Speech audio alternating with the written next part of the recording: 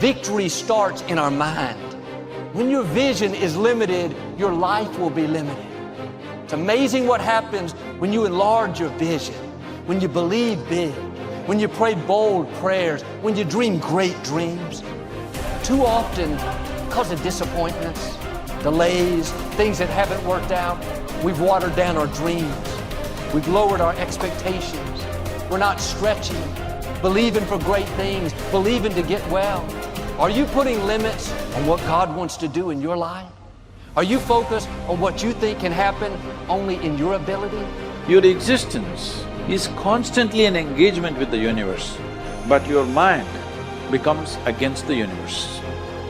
If you create a psychological condition that you're against or you're in competition with the universe or the cosmos, obviously you will feel crushed for small things. Your default mode is to say, I'm an imposter, I'm a loser, I'm not likable, nobody likes me, I'm not lovable. It has become part of your default mode network. And it's super important for you to realize that just like I could go from being a right-hander and teach myself how to be a left-hander, it is the exact same process for you to go from somebody who defaults to thinking negative garbage to becoming somebody who thinks directly. And just like learning to go from writing with your right hand to teaching yourself to write with your left hand, it is going to be a process, not an event. It is going to require you to switch out of the mode where you automatically grab the pen with your right hand and you direct your thoughts to deliberately grab this pen with your left hand. Things are going well, you're happy. When things are not going well, you're sad. But when you learn how to self-regulate and create more coherence in your brain and heart, then you're no longer dependent on your outer world controlling your mood. When you're inspired by something or someone in your life, you feel the magic. Now's the time to be the magic. What are you going to do? Are you going to let the masters inspire you to feel it, or are you going to strive to be a master? It's your choice. The magic is waiting, not only for you just to feel it, but to be it. Nobody can take this away. The first step is getting completely and brutally honest enough to say, I am tired of myself. When you say I'm sick and tired of being sick and tired, that's the facilitator of change. That's when you're ready to say these words, no more excuses. No more excuses. You know that you have an image of yourself inside. When you stand in front of a mirror, you see a reflection of the physical you. But that's not the real you. You have a picture of yourself in your mind. You know, Dr. Maxwell Maltz wrote a book back around 1960. It was called Self-Image Psychology, Psycho-Cybernetics. It's a phenomenal book. He said it was the greatest discovery of his generation. He was a cosmetic or reconstructive surgeon, and he found he would do work on people. He might have done a nose job or removed a terrible scar. And he noticed that when he did that, there was a phenomenal change in their personality. But he noticed with others, he would make a phenomenal physical change and there was no change in their personality. And that led him to postulate that we have two images.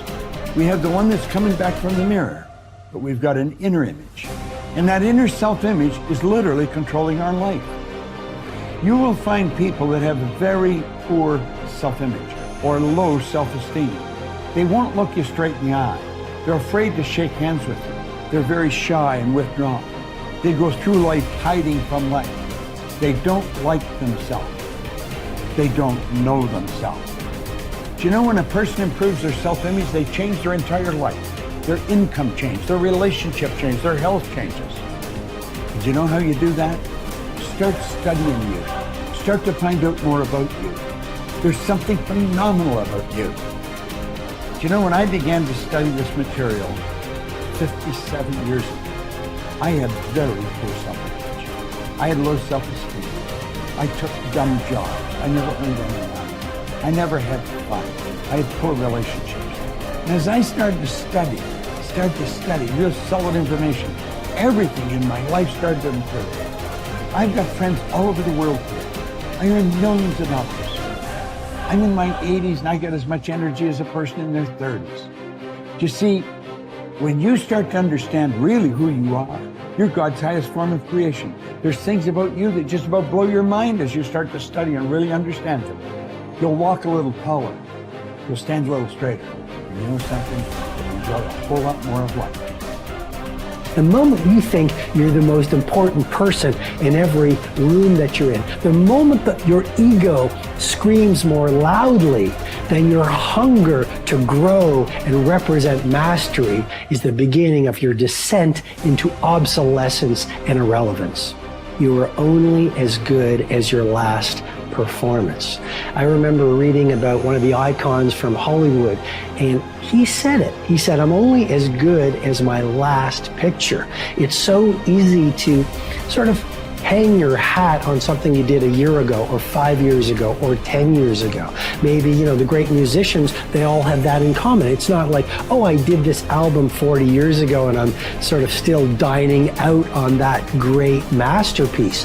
The great ones, the people of great influence, the people of great creativity, they understand that you're only as great as your last performance. The elite athletes I've mentored, this is how they see it. They say, last year's championship performance is this year's starting point. So look, we all want to be satisfied. We all want to be happy. We all want to wake up every day and go through life feeling a sense of joy. But there is a great danger in being completely satisfied. When I work with the billionaires and the titans of industry and the Hollywood superstars, here's what I notice. They're never satisfied. Now, sometimes if you don't manage that unsatisfaction, you're going to be a very unhappy person. I'm just reporting on reality. A lot of the true titans, it's never enough. They are always dissatisfied. They always want to work their craft better. They always want to have more influence. They always want to have greater impact. They always want to grow their movement. So just remember that first element of this deconstruction. Satisfaction breeds stagnation. You want to be joyful and grateful, and yet at the same time, you never want to lose the fire in your belly to be better, to materialize more of your primal genius, to offer value to more people, and to grow the very thing that you do. So, worrying about whether something will or will not happen is not only completely futile, and what is now being discovered by science, actually adds fuel and power to that thought, making it potentially more likely to occur. Not all of your thoughts have the capacity to change your world. Only the habitual ones, or those that are fueled by emotional intensity. Most people meander through life, ending up in a career because of chance, not choice, and are not that passionate about anything.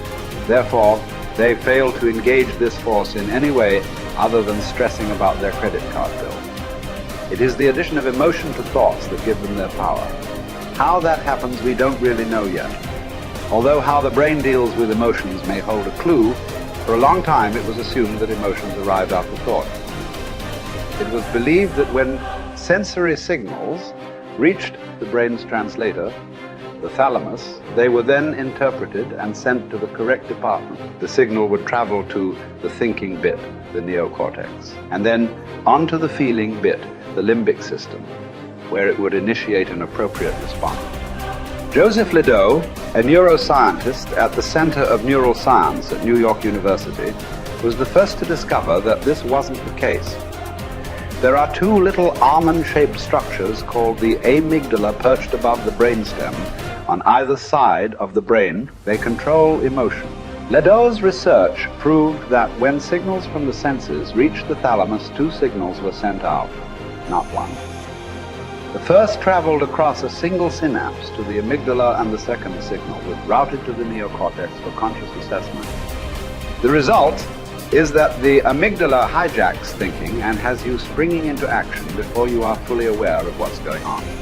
It is this reflex that will cause you to jump in a river to save a child before your thinking brain has even registered the danger. It's also why an emotional outburst often arrives before the brain's engaged. Unfortunately, This discovery illustrates the fact that emotion has direct and powerful access to the subconscious mind. It triggers action faster than logical thought alone, and therefore may be partly responsible for why emotion is such a potent and essential ingredient in turning thought into reality. The more intensely we feel about an idea or a goal, the more assuredly the idea, buried deep in our subconscious, will direct us along the path to its fulfillment.